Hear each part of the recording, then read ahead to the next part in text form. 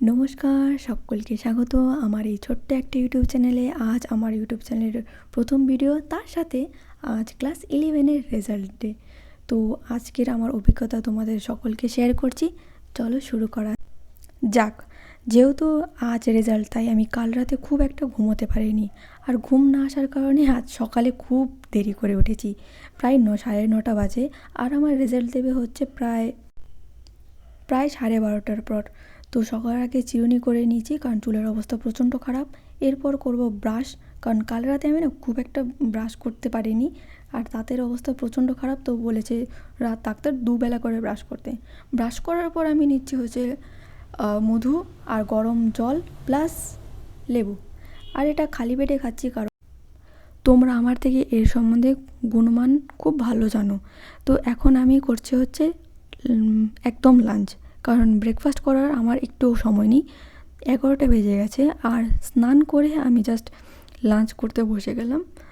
লাঞ্চে আছে হচ্ছে ভাত আর টক ডাল, আর কাল রাতে মাছ ভাজাটা ছিল, সেটাকে আমি গরম করে নিচ্ছি। গরম করে আর সাথে একটা সিদ্ধ ডিম নিচ্ছি। প্রোটিন সোর্স ঠিকঠাক আছে, আজকের মতন খুব ভালো খাবার। আর হ্যাঁ, হোস্টেলের এই খাবারকে না সবাই ভগবানের প্রসাদ হিসেবে গ্রহণ করে। তো আজকের মতন এইটুকুই যথেষ্ট খাবার হিসেবে। তারপর আমি স্নান করে রেডি হচ্ছি, কারণ আমার হাতে মাত্র 8-1.5 ঘন্টা সময় আছে। ঠিক 12:30টার দিকে না আমাদের রেজাল্ট দেবে। আর খুব সাধারণ পোশাক পরে যাচ্ছি, কারণটা একটু পরে বলছি। এখন আমি হোস্টেল থেকে বেরিয়েছি, মিনিট 5 খেটে রিক্সা ধরতে হবে, কারণ স্কুলের সামনে অনেকটা ভিড় হয়ে থাকবে। তো আমাকে তাড়াতাড়ি বের হতে হচ্ছে।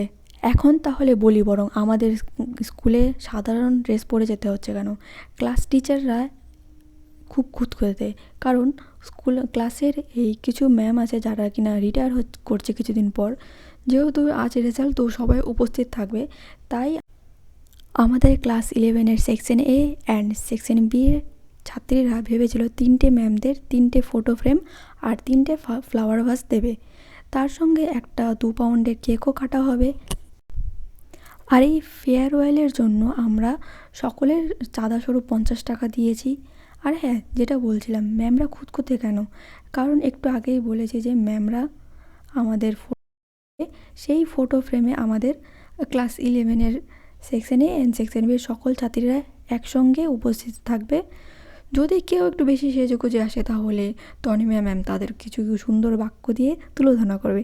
সেগুলি হলো, বিয়েবাড়িতে এসেছো নাকি তোমরা, ফ্যাশন শো করতে এসেছো, পড়াশুনো করছো, মন দিয়ে পড়াশুনো করো, মুখে ময়দা মাখার অনেক সময় আছে।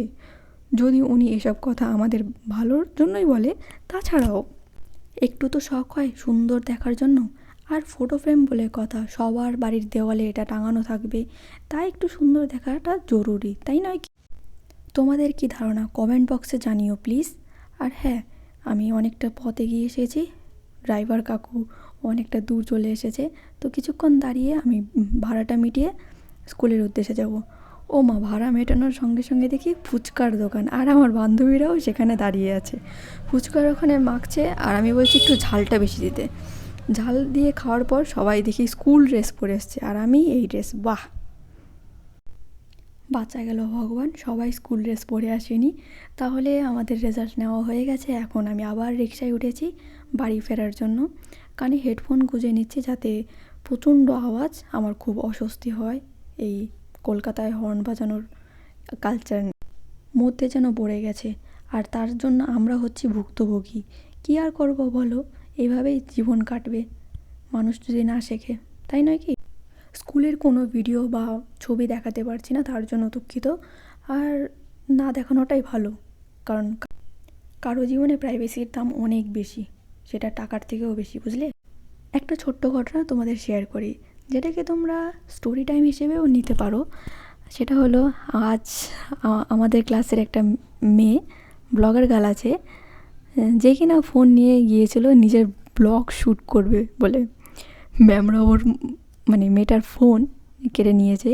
এইমাত্র স্কুলে ওর বাবা মা ক্লাসে ঢুকেছে, মানে মেয়েটার ফোনটা ফেরত নেওয়ার জন্য ম্যামের কাছ থেকে। আর তাছাড়াও আমাদের ক্লাস 5 থেকে ক্লাস 10 পর্যন্ত ছাত্রীদের, মানে বালিকা বিদ্যালয়ের ছাত্রীদের স্কুলে ফোন আনা বারণ, মানে স্ট্রিক্টলি বারণ। এরকম স্ট্রিক্টনেস একমাত্র গার্লস স্কুলগুলোতেই দেখা যায়। কমেন্ট বক্সে জানাও কে কে গার্লস স্কুল থেকে পড়ো, আর এইমাত্র স্ট্রিক্টনেস তোমাদের স্কুলেও আছে কি না। তো বাড়ি পৌঁছে সবার আগে হাত মুখ ধুয়ে আমি দিদির লাঞ্চ বক্সটা রেডি করছি, যেহেতু আজ দিদির নাইট ডিউটি আছে, মানে নার্সিংহোমে নাইট ডিউটি। তো সেই জন্য আজ ডিনার এখানে করতে পারবে না, ওখানেই করবে। ডিনারের জন্য আমি খুব সাধারণ জিনিস রাখছি না, আজ স্পেশাল অনেক কিছুই আছে। লাঞ্চ বক্স রেডি করতে করতে পরের ঘটনা তোমাদের বলি। তো আসল বিষয়ে আসা যাক। যখন আমি ফোনটা বার করেছি বান্ধবীর সাথে সেলফি নেব বলে, তখনই না জানো আমাদের ক্লাসের যে হেড ম্যাম, তার রুমে তলব পড়ে আমাদের। গিয়ে দেখি যে মেয়েটার ফোন অফিস রুমে রাখা জমা ছিল, সেই রুমে তার এক কোণে মেয়েটা দাঁড়িয়ে আছে আর মাথা নিচু করে। মেয়েটার বাবা মা আসে আর মেয়েটার বাবা মার সামনে টিচারের কাছে মেয়েটি ক্ষমা চায়, কারণ বলেছে মেয়েটার বয়স 13, আর কোনো এক সময় সে নিজের ক্লাসে মানে কোনো এক সময় বোধহয় ভালগার ডান্স করেছিল, আর সেটা ম্যামের চোখে পড়ে। সুতরাং আমাদের হেড ম্যাম মেয়েটাকে বাবা মাকে বুঝিয়ে বলে যে গায়ে হাত তো না তুলে খুব ভালো মতন মেয়েটাকে বোঝাতে। আর আমাদের ম্যামটাও না খুব ভালো, এসব বিষয়ে না খুব নজর রাখে। এইবার গায়ে হাত তোলার কারণটা বলছি। ফোনটা না মেয়েটার নয়, ওই ফোনটা মেয়েটার বয়ফ্রেন্ড দিয়েছে গিফট হিসেবে। ভাবো 13 বছরের মেয়ে, তার আবার বয়ফ্রেন্ডও আছে, আবার বয়ফ্রেন্ড তাকে ফোন গিফট করছে, ভাবা যায়। যাকগে বাদ দাও ওসব কথায়, আমি আমার রান্নায় কনসেন্ট্রেট করি।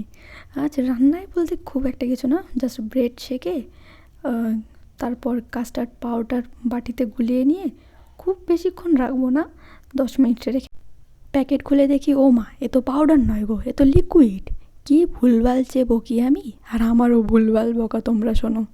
তারপর দুধটা গরম করে মানে অনেকক্ষণ উতাল আনিয়েছি যাতে দুধটা অনেক ঘন হয়। ঘন করে বেশিক্ষণ নাড়িয়ে ছাড়িয়ে, চিনি দেবো না আপাতত, চিনি না দিয়ে অনেকক্ষণ মালাই আনা পর্যন্ত ঘন করব। ঘন করতে করতে যে ব্রেডগুলো ভেজেছি মানে সেঁকেছি, সেগুলোকে একটা একটা করে দিয়ে দেবো।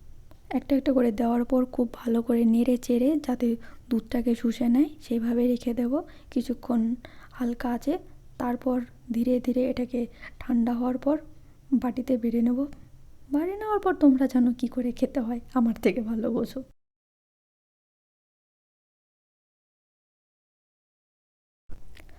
আজ একটা অর্ডার রিসিভ করেছিলাম, যেটা কি না বাবা পাঠিয়েছে আমার জন্মদিনের উপহার হিসেবে, কিন্তু গিফট এত দেরি করে কেন? আর আমার জন্মদিন তো প্রায় 2 মাস আগে চলে গেছে। এবার বলছি, 2 মাস ধরে আমার বাবা চেন্নাইতে আছে ডাক্তার দেখানোর জন্য। আমার বাবা আছে, আমার মেসো আছে, আর আছে হলো আমার দাদু, মানে আমার বাবার বাবা। তো তারা ডাক্তার দেখাতে গেছে, তো সেই জন্য আমার গিফটটা মানে আমার কাছে পাঠানো হয়নি, তার জন্য একটু লেট হয়ে গেছে গিফটটা নেওয়ার জন্য। দেখো খুব সুন্দর নীল ড্রেস, আর দেখতেও খুব সুন্দর, তাই নয় কি? যাক, আমার বাবার পছন্দ খুব ভালো লাগলো ড্রেসটা। ও হ্যাঁ, তোমাদের তো বলাই হয়নি আমাদের ফেয়ারওয়েলের গিফট হিসেবে কী খাওয়ানো হয়েছে। তেমন কিছু না, লুচি, আলুর দম আর একটা করে রসগোল্লা। আর জিলিপি খেয়েছে হচ্ছে ক্লাস 12-এর মেয়েরা, আমরা খেয়েছি হচ্ছে রসগোল্লা। মানে ওরা জিলিপিও খেয়েছে, রসগোল্লাও খেয়েছে, কারণ ওদের স্কুল জীবন শেষ হয়ে যাচ্ছে, তাই না? তার জন্য ওদের জিলিপি খাওয়ানো হয়েছে আর আমাদের রসগোল্লা। তো কারা কারা ফেয়ারওয়েলে যাচ্ছে, মানে কোন কোন ম্যাম চলে যাচ্ছে তাদের নামগুলো বলে রেখে, একটা হচ্ছে তনিমা ম্যাম, আর একটা হচ্ছে পত্রলেখা ম্যাম, আর আরও ওই ম্যামটার নামটা আমি জানি না, মানে উনি হচ্ছে দর্শনের টিচার। তো দর্শনের টিচার তো আমাদের থাকার কথা নয়, আমি সায়েন্সের স্টুডেন্ট। আমাদের তনিমা ম্যাম হচ্ছে ফিজিক্সের টিচার, আর পত্রলেখা ম্যাম হচ্ছে আমাদের বাংলা টিচার। এদের দুজনকে আমি খুব ভালোবাসি আর সারা জীবন ভালোবেসে যাব। তো আমার ক্লাস 11-এর অন্তিম দিন, তো সবাইকে ভালো থাকতে বলেছি সবাইকে। আমি খুব ভালো কথা বলতে পারি না, বুঝলে। আর আমার জন্মদিনের এই গিফটটা পেয়েছি আমার বান্ধবীর কাছ থেকে, আজ সময় পেলাম খোলার, ভালোই পেয়েছি এই গিফটটা। ও যে দিয়েছে ভাইরে ভাই, এত শক্ত, খোলা খুব মুশকিল। তবুও পেয়েছি ফার্স্ট টাইম কারো কাছ থেকে গিফট। ছোট বক্সটা, তবুও সুন্দর। আমার কিন্তু ভালোই লেগেছে। তোমাদের কেমন লাগেছে বলো তো। আর এসব করতে করতে আজ অনেক রাত হয়ে গেছে, আর আমার রান্না করার কোনো এনার্জি নেই। তো আমি তাড়াতাড়ি জাস্ট মুড়ির দুধ খেয়ে ঘুমিয়ে পড়বো। আর হোস্টেলে মুড়ি দুধ খাওয়া মানে